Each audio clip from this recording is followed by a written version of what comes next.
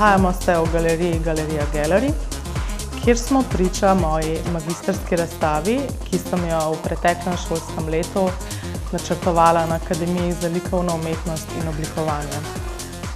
Ob njenem planiranju sem se vprašala dve ključni vprašanji, in sicer, kako za dotični kulturni dogodek spodbuditi interes mladih odraslih in pa kako v času koronskih ukrepov na otvoritvi zagotoviti varnost udeležencev.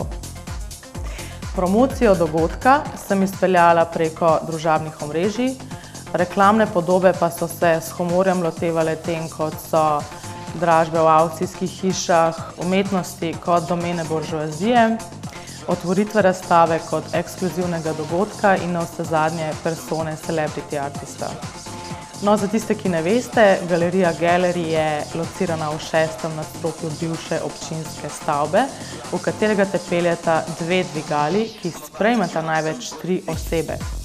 To je tudi razlog, da sem se osrednji dogodek odločila izpeljati na dvorišču pred stavbo.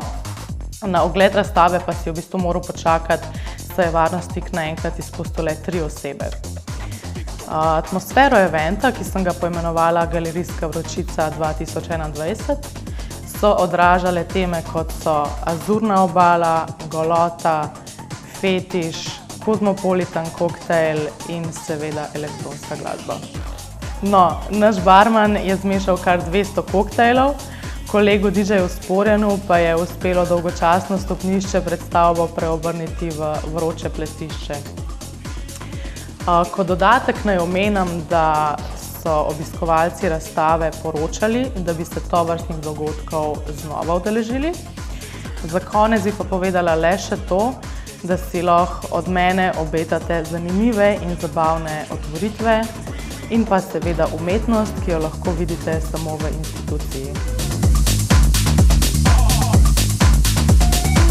Ana je slikarka in kot številne slikarke in slikari pred njo tudi ona testira svoj medij, se pogaja z njim, postavlja vprašanja sebi, predvsem pa vsem nam, kaj in kako s slikarstvom tukaj in zdaj.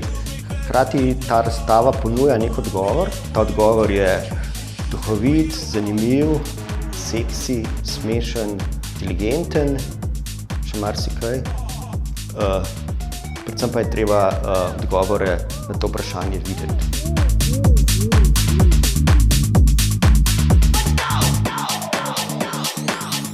Jaz sem Ano spoznal v bistvu na Akademiji za vizualne umetnosti, kjer je bila v bistvu moja soštudentka.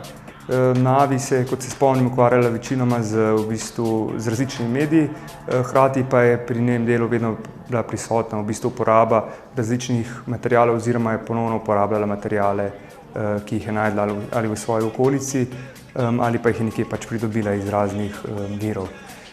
Njeno delo je bilo vedno, se mi zdi, nekako družbeno orientirano, ukvarjala se je v bistvu z refleksijo različnih družbenih fenomenov in se mi zdi, da potem, ko je po končanem študiju na Akademiji za vizualne umetnosti nadaljevala na svoj študij na slikarstvu na ALO, je v bistvu to nadgradila mogoče skozi bolj specifičen medij slikarstva.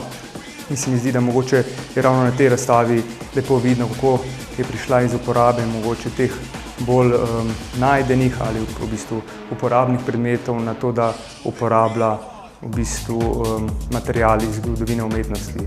V bistvu se vidi, da je tudi izredno tehnično podkovana, v bistvu kombinira nek estetski element in nek v bistvu umetnostni element z v bistvu neko refleksijo, ki pa ima nek v bistvu zgodovinsko-intelektualni značaj.